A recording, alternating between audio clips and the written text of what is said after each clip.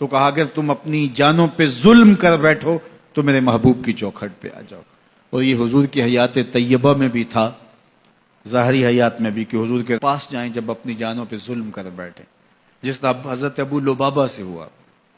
آج مسجد نبوی کے اندر ریاض الجنہ میں ایک ستون ہے، جس ستون کا نام ہے استوانۃ ابی لبابہ وتعرف بالتوبہ، معروف ہے ستون توبہ کے نام سے.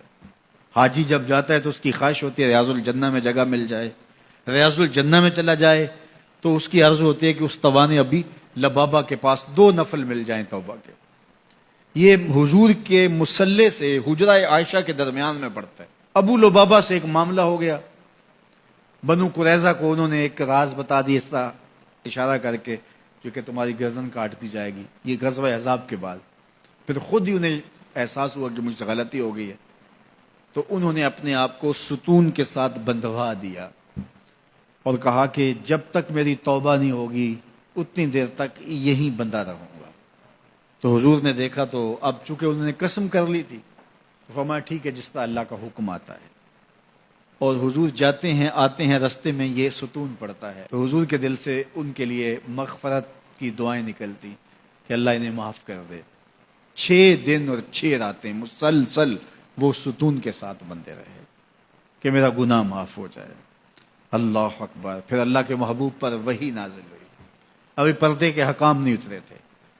سیدہ ام سلمہ رضی اللہ تعالی عنہا نے کہا کہ حضور اگر اجازت ہو تو میں انہیں خوشخبری دے دوں. تو فرمایا ٹھیک ہے. تو وہ دروازے پر آئیں اور کہا کہ ابو لبابہ تمہاری توبہ قبول ہو گئی. تو صحابہ دوڑے ان کی رسیاں کھولنے کے لیے. ابو لبابہ نے کہا خبردار کسی نے میری رسی کھولی، یہ رسیاں حضور اپنے ہاتھوں سے ہی کھول لیں گے. پھر فجر کی نماز کے وقت حضور تشریف لائے تو حضور نے رسیاں کھولیں. تو استوان ابی لبابہ کے نام سے اب بھی وہ ستون موجود ہے وہاں. جب ترکوں نے مسجد نبوی تعمیر کی تو اس مقام کے اوپر جو ہے وہ ستون بنایا. اور آج بھی جب حجاج زائرین جاتے ہیں تو وہ اس ستون کے پاس 2 نفل پڑھتے ہیں، اور وہاں 2 نفل پڑھ کے جب دعا مانگی جاتی ہے تو گناہ معاف کر دیے جاتے ہیں. یہ علامت ہے اس بات کی کہ صحابہ گناہ کر بیٹھتے تو حضور کے پاس آتے.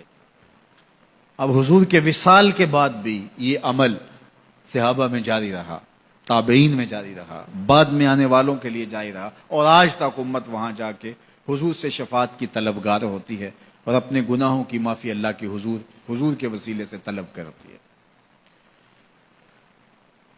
صاحب مدارک نے لکھا اسی آیت کریمہ کے تحت کہ حضور کے وصال کا 2 یا 3 دن تھا.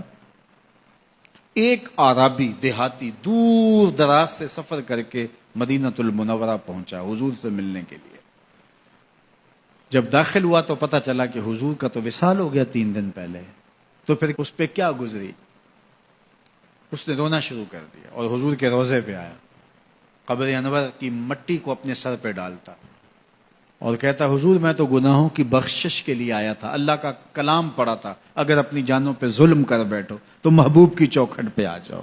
مجھے یہاں آ کے پتا چلا کہ آپ تو وصال کر گئے ہیں، تو میں تو نہیں جانا جب تک گناہوں کی مغفرت نہ ہو.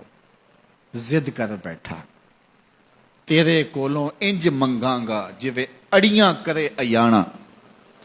تو وہ ضد کر بیٹھا حضور کے روضہ انور کے پاس، قبر نور کے پاس بیٹھ گیا، مٹی لا کے سر میں ڈالتا اور کہتا کہ حضور میں تو بخشش و مغفرت کے لیے آیا ہوں، میں نے تو نہیں جانا جب تک میری مغفرت نہ کر دی جائے.